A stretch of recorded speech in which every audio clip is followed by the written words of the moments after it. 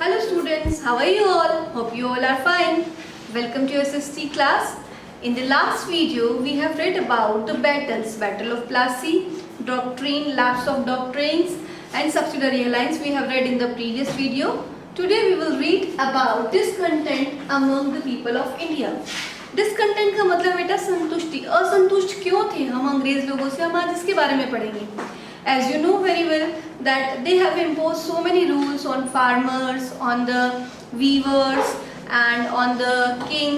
So everybody was discontent among the British. वो सभी क्या चाहते थे कि ब्रिटिश यहाँ से जाएं. क्यों? क्योंकि अपनी मर्जी से उन्होंने सारे रूल्स जो है इम्पोज कर दिए थे. किस पर? लोगों पर, जिससे लोग खुश नहीं थे. तो फर्स्ट कारण क्या था? That was heavy taxes levied on the farmers. आपके जो किसान थे उन पर हैवी टैक्स लगा दिया गया था. किस तरह से? अगर कोई फेमाइन आ गया, कोई ड्रॉट आ गया है, सूखा पड़ गया है, तो भी किसान को क्या है, टैक्स देना पड़ता था. तो इससे किसान क्या होगा? दुखी होगा, कुछ तो नहीं होगा. तो इसलिए वो भी क्या थे, रिवोल्ट करना चाहते थे. किसके खिलाफ? अंग्रेजों के खिलाफ. दूसरा क्या था, जो हमारी इंडियन गवर्नमेंट थी वहां पर जहाँ ब्रिटिश आ गई थी, वो क्या चाहती थी कि हमारे जो इंडियंस लोग हैं वो क्या करें, इंडिगो उगाएं.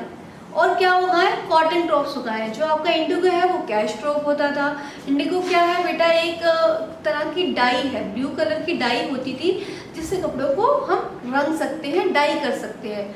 और ये जो है कैश क्रॉप इसलिए थी क्योंकि ये जो ब्रिटेन वाली साइड में बहुत ज़्यादा मात्रा में बिकता था. अब इससे क्या हुआ कि जो ये इंडिगो है वो कैशलेस क्रॉप, मतलब कैश तो उसको मिल रहा है ब्रिटिशर्स को, लेकिन जो हमारे इंडियंस हैं उनके पास खाने को खाना नहीं है, लेकिन फिर भी उनको बाउंड किया जाता था कि आप क्या करो, इंडिगो ग्रो करो, क्योंकि उसकी ब्रिटेन में ज़्यादा डिमांड थी. इससे जो आपके फार्मर्स थे वो भी नाराज थे. थर्ड क्या था बेटा? आपके जो वीवर्स हैं, जो हथकरघा वगैरह चलाते थे, वो कपड़ा बनाते थे. उस कच्चे कपड़े को, रॉ मटेरियल को जो है ब्रिटिशर्स सस्ते दामों पर ले लेते थे और वहाँ ब्रिटिश में जाकर और उसे फैक्ट्रीज में बनवा कर यहाँ बेचते थे. किस दाम में? महंगे दाम में. तो इससे जो वीवर्स थे ना, उनकी कपड़े में, वो बुनाई में वो फिनिशिंग नहीं होती थी जो मशीन में होती है, और कपड़ा जो है उनके मुकाबले में थोड़ा सस्ता बेचते थे. तो इससे क्या होने लगा कि जो वीवर्स थे वो बहुत गरीब हो गए, भूखे मरने लगे. एक तरह के उनके भूखे मरने की नौबत आ गई. थर्ड पॉइंट में यही है बेटा, the cultivators became poor and jobless. Means जो आपके कारखाने वाले, मतलब जो आपके फार्मर्स थे और जो आपके वीवर्स थे और जो आपके कपास उगाने वाले लोग थे, वो सभी क्या है, क्या हो गए थे बेटा? गरीब होते जा रहे थे और जॉबलेस होते जा रहे थे. उसका कारण यही था कि आपसे कॉटन सस्ते दाम पर ले रहे हैं लेकिन कपड़ा आपको महंगे दामों में बेच रहे हैं. Very good, clear. Next point की तरफ चले बेटा. That is uprising of 1857. Uprising of 1857 means the revolt of 1857. अब क्या है बेटा, जो आपके वीवर्स थे, जो आपके फार्मर्स थे, उसके अलावा हमारे जो सोल्जर्स थे ना, वो भी खुश नहीं थे. किससे? अंग्रेजों से. क्यों? क्योंकि वो जो अंग्रेज लोग थे वो उनके साथ भी पार्शियलिटी करते थे. वो जो है उनको, मतलब जो भी उनका धर्म है उसको तोड़ने के लिए मजबूर करते थे. फॉर एग्जाम्पल, हमारे जो सोल्जर्स थे उनमें एक रूल था पहले समय में कि आप जो है समुद्र पार करके कहीं नहीं जाएंगे. लेकिन जो हमारे अंग्रेज लोग थे वो क्या करते थे, उन्हें प्रेशराइज करते थे कि आपको चाइना या बाहर कहीं भी लड़ाई करने जाना है तो आपको ओशन क्रॉस करके या समुद्र का रास्ता पार करके ही जाना है.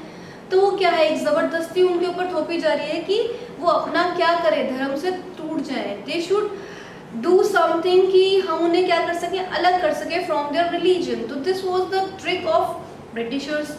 दूसरा क्या करते थे वो ब्रिटिशर्स जो है, दूसरा कारण था बेटा आपका लेस सैलरी. मीन्स आपका ना तो कभी प्रमोशन होगा ना कभी सैलरी मिलेगी.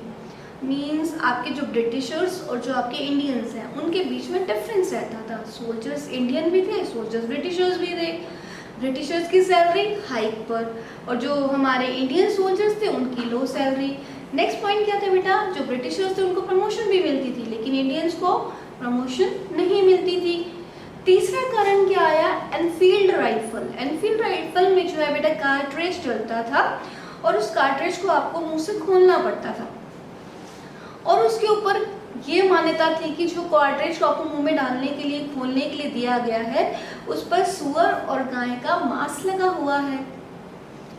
And this was not appreciated by the Indian soldiers because they used to say कि that cow is worshipped, cow is a goddess for us, or cow is a worshipable animal for us.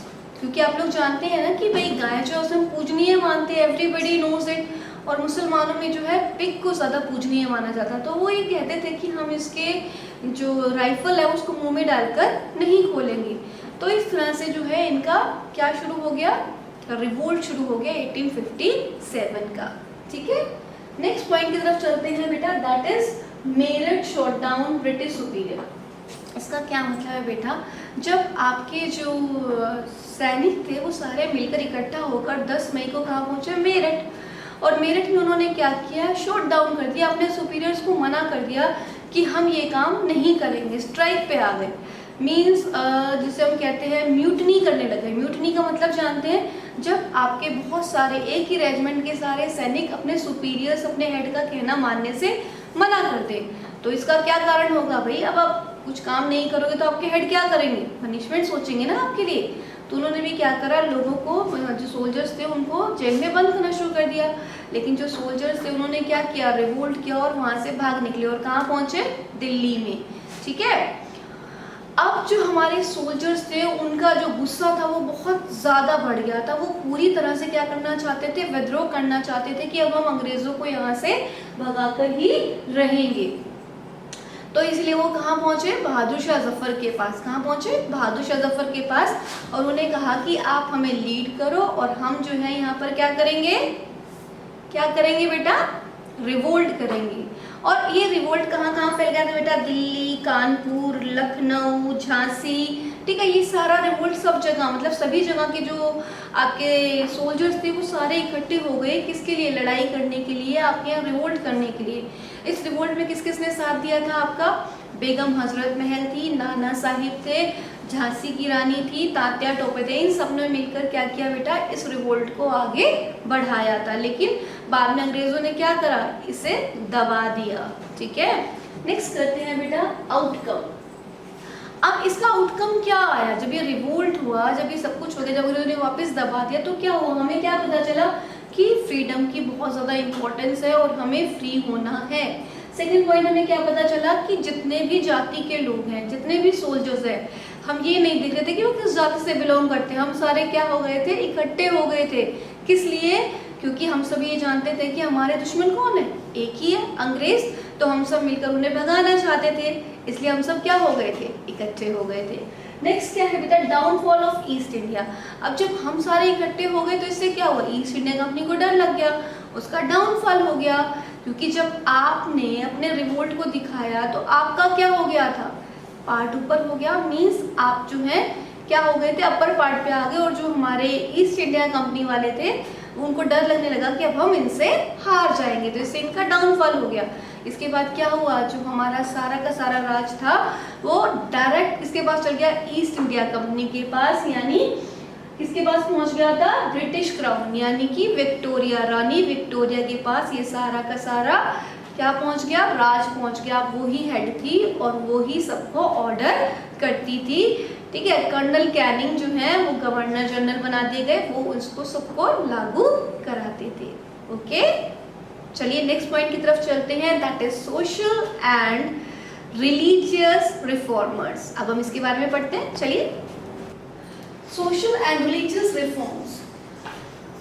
बेटा social and religious reforms means जो सामाजिक और धार्मिक परिवर्तन हुए, reform में सुधार आए हैं। ठीक है, उनके बारे में हम पढ़ेंगे। पहला पॉइंट, राजा राम मोहन राय। राजा राम मोहन राय जो है बहुत बड़े जो है रिफॉर्मर रहे हैं। He has done remarkable reforms in India. He was born on 14th August 1774. He advocated the abolition of the sati. उन्होंने कहा था कि जो हमारा सती सिस्टम है उसमें क्या होना चाहिए, उसको हटा दिया जाना चाहिए। What do you mean by sati? Sati means when some woman's husband died and then she supposed to be burned on the same pitch, means जो आपकी आग हस्बैंड की दी जा रही है उसमें ये लेडी को बिठा दिया जाता था, that you have to die with her husband, तो ऐसा कहा जाता था। तो वो चाहते थे कि ऐसा नहीं होना चाहिए, तो he has just abolished the sati system. Second was there that he advocated that child marriage should be abolished, means बच्चों की शादी, बाल विवाह जो है उसकी तरफ उन्होंने क्या किया कि इसे हटाना चाहिए, बाल विवाह नहीं होना चाहिए, समाज की एक कुरीति है. And the third thing was that he knows very well at that time the press was controlled by the government, means government has the right to press the things and everybody has to take permission before getting it pressed, means अगर आप किसी चीज़ को publish कराना चाहते, if you want to publish something then you take the permission from the government, and he said that it should not be there. He opposed regarding it and he said that it should be the freedom, everybody should be the freedom to speak or to give the speech. ठीक है, तो इन्होंने क्या किया बेटा कि जो आपकी प्रेस थी जो कि गवर्नमेंट के हैंड में थी, उन्होंने कहा कि this should be the right of common man, he और शी कैन एक्सप्रेस हिज और her views in the newspaper. ठीक है, and after that what he has done, he has established the Brahmo Samaj, and Brahmo Samaj told that idol worship should not be there. What do you mean by idol worship? Idol worship means बेटा मूर्ति पूजा. मूर्ति पूजा पर ही विश्वास नहीं करते थे, ये कहते थे कि मूर्ति पूजा नहीं होनी चाहिए. और ये क्या थे? Against evil caste system. Against evil caste system का मतलब है पहले समय में कास्ट को प्रेफरेंस दी जाती थी. 4 तरह की कास्ट थी, जैसे ब्राह्मण, वैश्य, शूद्र, क्षत्रिय. तो इस तरह से जो सबसे बड़ी कास्ट थी वो कौन सी मानी जाती थी? हमारी ब्राह्मण, फिर क्षत्रिय, फिर वैश्य, फिर शूद्र आते थे. तो वो कहते थे कि इस तरह जो है हमारा कास्ट डिवीजन नहीं होना चाहिए. नेक्स्ट आए थे स्वामी दयानंद सरस्वती. इनका जन्म हुआ था, ही वॉज बोर्न एट 12 फरवरी 1824. इन्होंने भी क्या किया था बेटा? सिंपल यही काम किया था कि कास्ट सिस्टम पर जोर दिया था. He was saying that there should not be idol worshipping, मतलब मूर्ति पूजा नहीं होनी चाहिए, caste system should not be there. Third, he has educated about the women's education. वो ये चाहते थे कि औरतों को भी एजुकेशन मिलनी चाहिए. The women should be learn और women should have the right to get the knowledge or the education. She should not be stopped in the house. मतलब उनका ये कहना था कि लेडीज को घर पर नहीं रखा जाना चाहिए, उन्हें भी नॉलेज मिलनी चाहिए, उन्हें भी एजुकेशन दी जानी चाहिए. इसके बाद नेक्स्ट पॉइंट है बेटा, on April 7, 1875 Arya Samaj was founded in Mumbai. इसका स्थापना किसने की थी? स्वामी दयानंद सरस्वती ने. कब की थी बेटा? When he has started or established Arya Samaj 7 अप्रैल 1875 में उन्होंने आर्य समाज का एस्टैब्लिशमेंट किया था, स्थापित किया था. आर्य समाज में भी यही था कि बेटा आपको मूर्ति पूजा नहीं करना है. वो ये कहते थे कि आपके ग्रंथों में बहुत सारी नॉलेज है, but everybody is not able to read and learn about the literatures. तो ही और she should be knows through the simple things, means उन्हें छोटी छोटी बातें जो है दिखाकर करनी चाहिए जो कि हमारे आर्य समाज में होती है. मीन्स जो यज्ञ वगैरह करते हैं, दैट इज सो सिंपल, तो that should be followed. Next है ईश्वर चंद्र विद्यासागर. ईश्वर चंद्र विद्यासागर जो है बेटा ये भी एक बहुत बड़े रिफॉर्मर रहे हैं और सितंबर 26, 1820 में बॉर्न हुए थे. He was born on September 26, 1820. He was a great scholar and academician and reformer.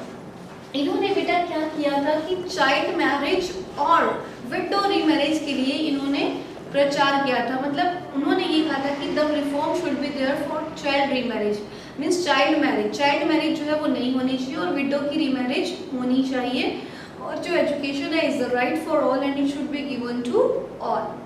ये कहते थे कि जो हमारी एजुकेशन है वो सभी को मिलनी चाहिए और जो हमारी रीमैरिज है, मतलब विडो की रीमैरिज, विधवा की भी रीमैरिज होनी चाहिए, क्योंकि बच्चे पहले समय में शादियां कर दी जाती थी और जो छोटे बच्चे हैं जब कोई हस्बैंड मर गया लड़की को मैरिज का मीनिंग ही नहीं पता होता था और एवरीबडी सेज कि आप तो अब विडो हो गए हैं तो पूरी लाइफ टाइम आपको क्या करना है, आप वाइट कपड़ों में ही रहना है. तो ही जस्ट सेड कि it should not be there and he protested against this and talked about widow remarriage. Next one is Swami Vivekanand Sayyid Ahmad Khan. Swami Vivekanand and Sayyid Ahmad Khan were also a social reformer, or all the credit goes to Sir Sayyid Ahmad Khan for the education of Muslim women, because he has propounded the school and colleges for women. Sir Syed Ahmad Khan को ही ये श्रेय जाता है कि उन्होंने जो मुस्लिम औरतें हैं उनके लिए पढ़ाई यानी एजुकेशन के लिए क्या किया था, बहुत ज़्यादा स्ट्रगल किया था, और उन्होंने अपना स्कूल और कॉलेज खोला था ताकि जो है जो हमारी मुस्लिम औरतें हैं वो अलग से एजुकेशन प्राप्त कर सकें।